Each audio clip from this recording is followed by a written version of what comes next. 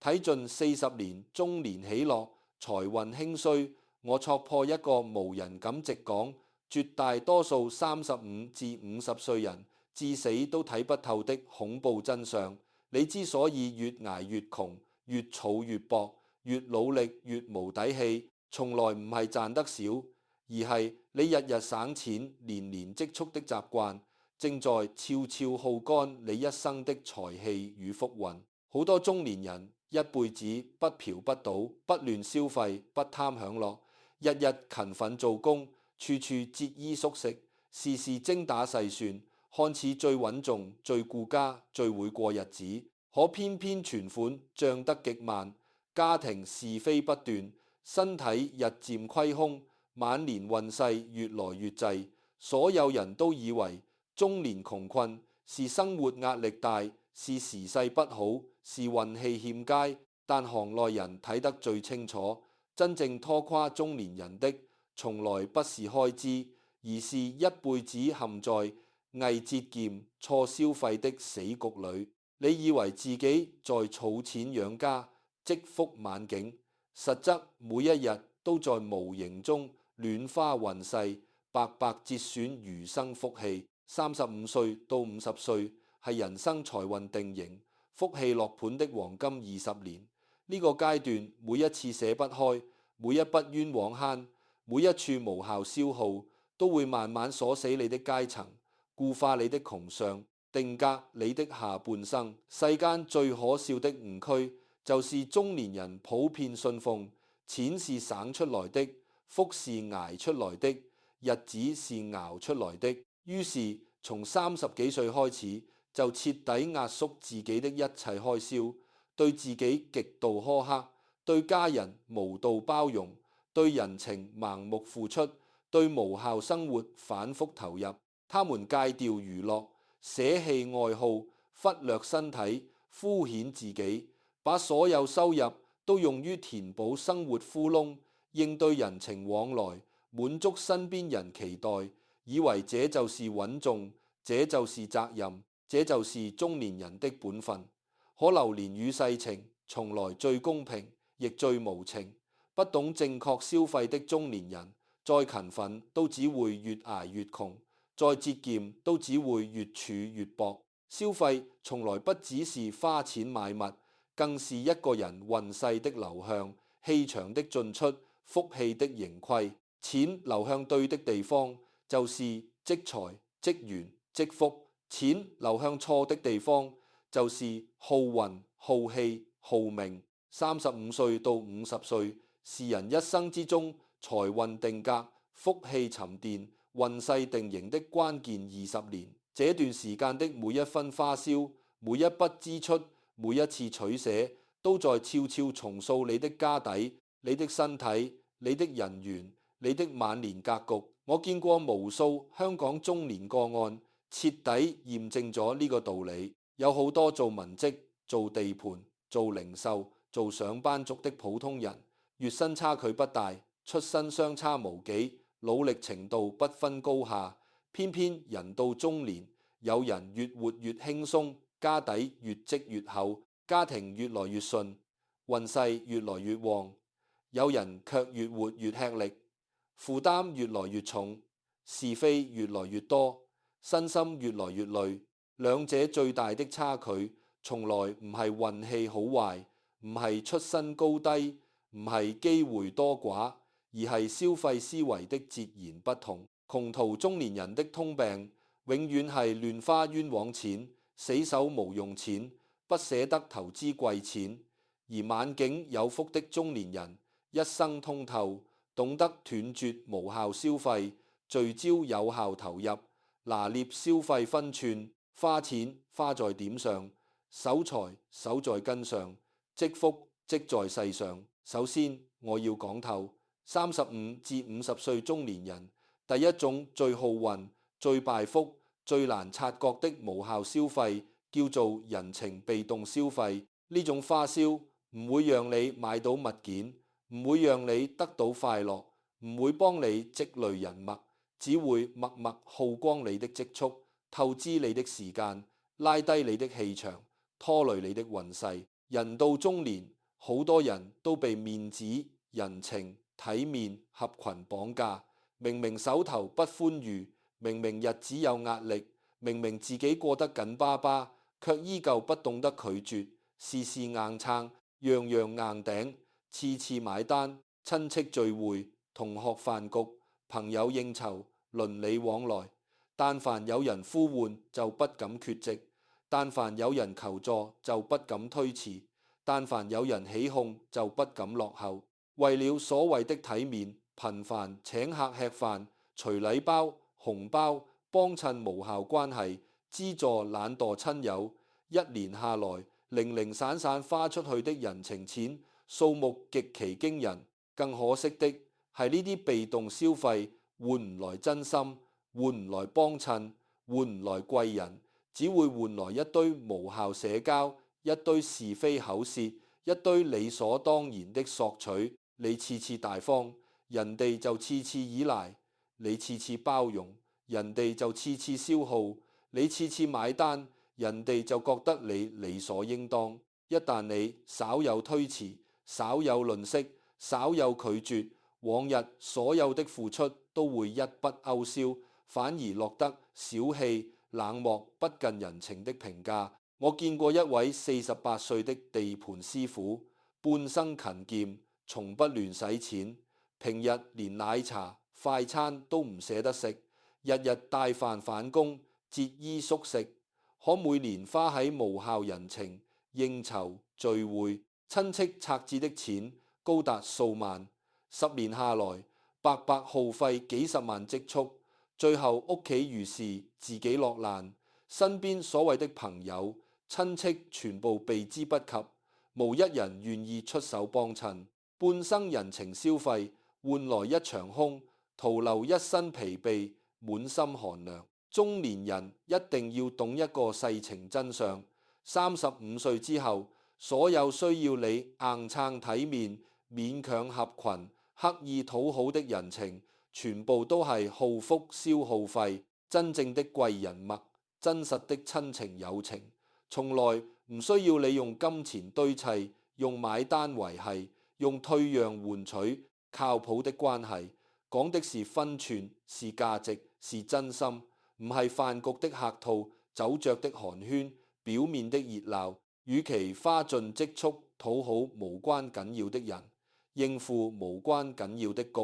維繫無關緊要的關係，不如及時止損，斷捨離，將呢筆錢留給家人，留給自己，留給晚年。捨棄無效人情消費，唔係冷漠，係中年人最清醒的自保，最明智的積福。第二種拖垮大半中年人，看似慳錢，實則最敗家的消費陷阱，叫做廉價囤積消費。好多35到50歲的朋友，一生秉持慳儉之道，買嘢只揀平價、優惠、折扣、特價，覺得平就抵、平就賺、平就醒。超市特價瘋狂囤貨，網絡促銷大肆掃貨，路邊平價雜物隨意入手，無論係衣物、食材、日用品、家具、雜物，只要夠平，就不管用不用、需不需要、合不合用，通通買回家。表面睇，每筆花銷都好細、都好抵、都好慳，實則日積月累，係一筆極大的無效開支，更會悄悄拉低屋企氣場，消耗個人福運。我觀察過無數中年家庭，屋企堆滿過期食材、閒置衣物、無用雜物、淘汰舊物，滿屋凌亂，堆積如山，看似滿載，實則滿屋滯氣，滿屋耗氣。中醫講，戶亂則氣滯，密集則福散。一個家庭的雜物過多，囤積過剩，閒置過多，氣機就無法流通，財氣就無法聚集，福氣就無法沉澱。好多家庭越慳越窮，越囤越窮，越省越缺。根本原因就係陷入咗廉價囤積的消費陷阱，以為買平貨係省錢，實則買咗一堆無用之物，消耗咗有限空間，擾亂咗家庭氣場，浪費咗半生積蓄。更值得深思的係，長期習慣廉價消費、貪平囤貨的人，心態都會慢慢變得局促、吝嗇、短視。習慣咗追求便宜，就會忽略品質；習慣咗將就湊合，就會放棄精緻生活；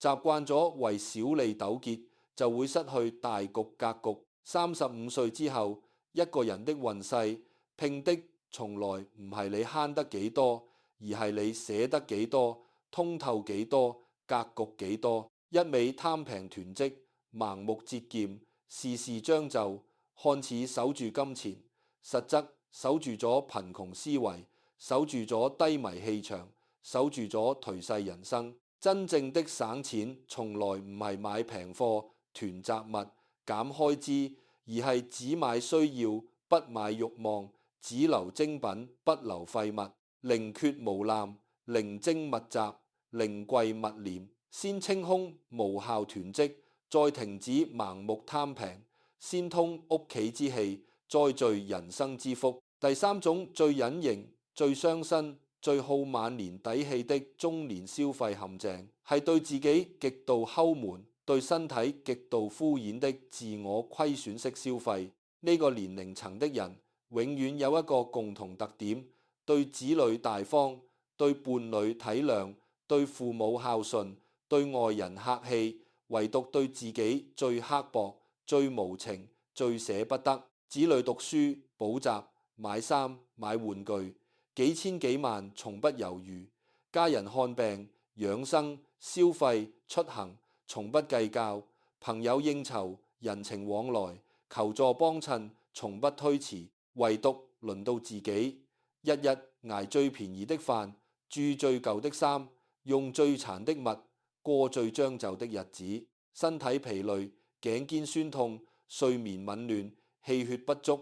從不捨得調理；心態壓抑、情緒內耗、長期焦慮，從不捨得放鬆；專業提升、眼界拓展、自我修養，從不捨得投入。好多中年人話：等子女大咗，等壓力細咗，等日子好咗，我再好好對自己，再好好享受生活，再好好調理身體。可世間最殘酷的真相就係，人生從來沒有來日方長，中年從來沒有無限等待。35至50歲是人體五臟機能、氣血運行、身體底子最後的黃金修復期，亦是個人思維、眼界、格局最後的提升窗口期。呢段時間，你對自己的每一次敷衍、每一次節儉、每一次虧損，日後都會變成無數的病痛、無盡的內耗、無力的環境，成倍償還，加倍反噬。我見過太多中年人的悲劇，年輕時拼命舔錢，極度耗身，敷衍自己；中年後百病叢生，體質空虛，常年服藥，往日辛辛苦苦儲落的積蓄，全部送入醫院，半生奮鬥，半生節儉，最後只換來一身病痛，一場空亡。更可惜的係，長期自我虧損、極度摳門的生活方式，會讓一個人的氣場越來越弱，運勢越來越滯，心態越來越消極。一個不捨得善待自己的人，很難擁有開朗的心性、從容的格局、順遂的運勢。你對自己刻薄，運勢就對你刻薄；你對自己敷衍，生活就對你敷衍。你長期虧損自己，福氣就長遠遠離你。好多人誤以為善待自己、投資自己係奢侈消費，係浪費金錢。其實喺所有消費之中，投資身體、投資認知、投資心性、投資健康，係回報率最高、最穩賺、最不虧本的人生投資。你捨得花錢調理氣血、規律作息、適度放鬆，就會收穫硬朗體質、穩定情緒、充足精力。你捨得花錢提升認知、拓闊眼界、學習新事物，就會打破固有思維，跳出貧困格局，接住人生機遇。你捨得花錢取捨生活，斷捨離雜物，清空內耗，就會收穫平和心性、順暢氣場、穩固福運。呢啲投入從來唔係花錢，而係積福、積運、積底氣，係中年人最值得、最明智、最必須的消費。第四種最容易被忽視、最拖垮中年財運的消費，叫做情緒被動消費。好多人唔明白，情緒都會耗錢，鬱氣都會敗財，內耗都會破運。35至50歲的中年人，上有老，下有小，壓力纏身，瑣事繁多，最容易陷入情緒內耗，心態浮躁，思慮過多，日日煩惱生活壓力，糾結人情是非，焦慮未來未知，執念過往得失，長期心鬱氣滯，心神不寧，睡眠不佳，而不良情緒一定會帶來被動消費、無效花銷、意外破財。心煩氣躁的時候，就會無節制食東西、亂買嘢、盲目消費發洩情緒；焦慮失眠的時候，就會胡亂購買保健品、盲目嘗試各類調理產品，聽信他人吐露，花冤枉錢。心態低迷、運勢低迷的時候，就容易輕信投資陷阱，被人誘導借貸，盲目創業理財，最後本金虧損，徒增債務。好多中年人的破財、虧錢、踩坑、被騙，從來唔係運氣差，而係心不靜則氣不順，氣不順則財不流。情緒內耗的每一分鐘，都在默默消耗你的金錢，耗散你的福運，破壞你的財氣。我見過一對中年夫婦，原本家底穩固，日子安穩，就係常年爭吵不斷，互相抱怨，情緒內耗，日日為瑣事嘈，為金錢嘈，為子女嘈，為人情嘈，屋企長期氛圍壓抑，鬱氣堆積。短短幾年，兩人脾氣越來越差，身體越來越虛，運勢越來越滯。先是生意虧損，再是意外破財，後是身體抱病，往日積蓄耗盡，日子越過越難。究其根本，就係情緒內耗帶來的連鎖敗運、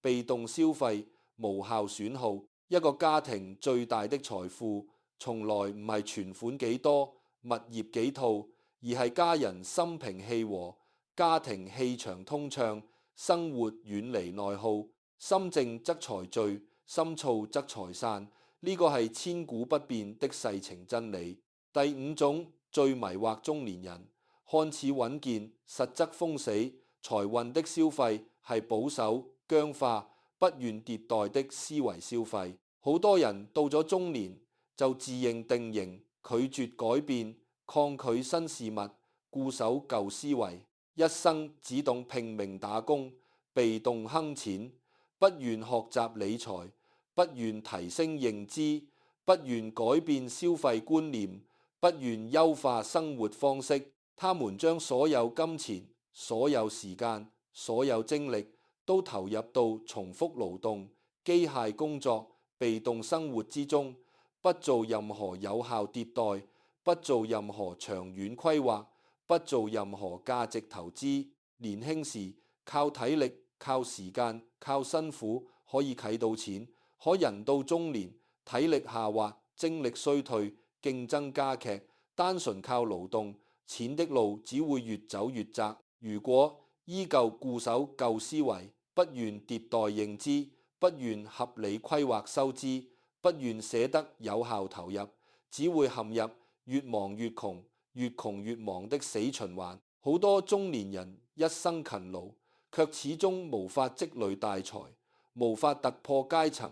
無法穩固晚景，就係因為思維固化、消費僵化，將所有資源都消耗喺低價值事情之上，從不為自己鋪路，從不為未來佈局，從不為晚年積福。35至50歲係人生最關鍵的積福積財期，亦是最後一次改變人生格局的窗口期。呢個年紀不再適合盲目慳錢、極度壓縮、委屈自己，亦不再適合肆意揮霍、無效消耗。浪費人生。真正的中年智慧係懂得取捨，懂得分寸，懂得斷捨離，懂得善用每一分錢。該止損的果斷止損，遠離無效人情、無用雜物、無謂內耗。該投入的果斷投入，善待自己的身體，提升自己的認知，豐富自己的生活，穩固自己的底氣。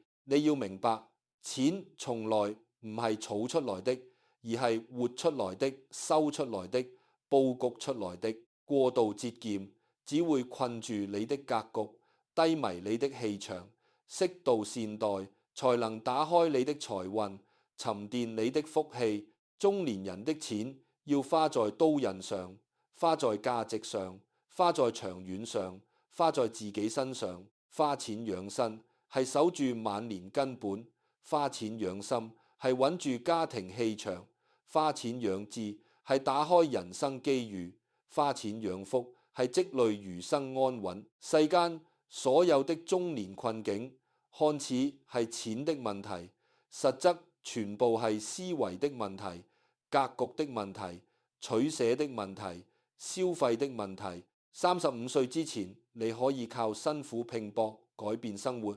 ；35歲之後，你只能靠通透取捨、理性消費、清醒自律改變運勢。捨棄所有消耗你的人事物，投入所有能夠成就你的成長與沉澱。不再盲目慳錢，不再無謂花銷，不再自我內耗，不再委屈將就。